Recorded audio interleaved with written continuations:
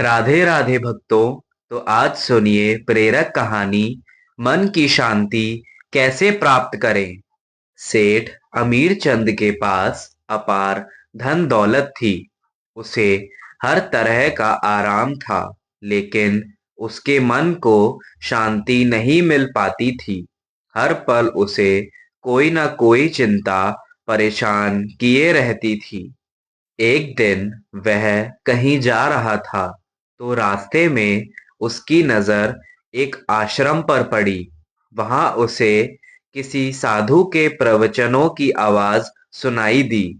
उस आवाज से प्रभावित होकर अमीर चंद आश्रम के अंदर गया और बैठ गया।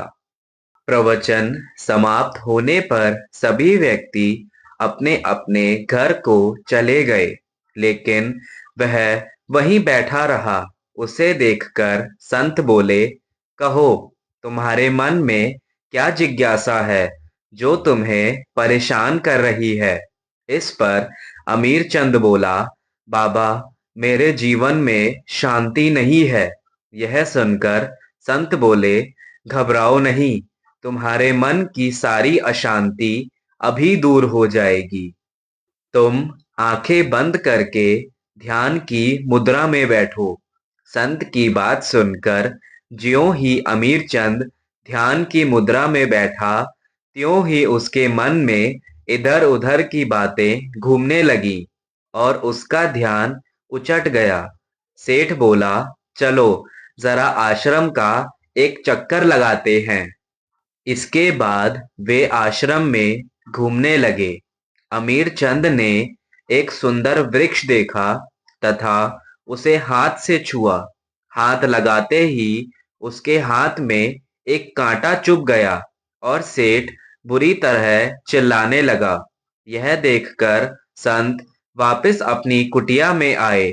कटे हुए हिस्से पर लेप लगाया।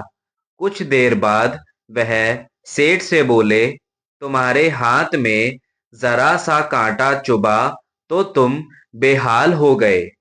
सोचो कि तुम्हारे अंदर ईर्ष्या, क्रोध व लोभ जैसे बड़े बड़े कांटे छिपे हैं, तो तुम्हारा मन भला कैसे शांत हो सकता है। संत की बात से सेठ अमीर चंद को अपनी गलती का एहसास हो गया। वह संतुष्ट होकर वहां से चला गया।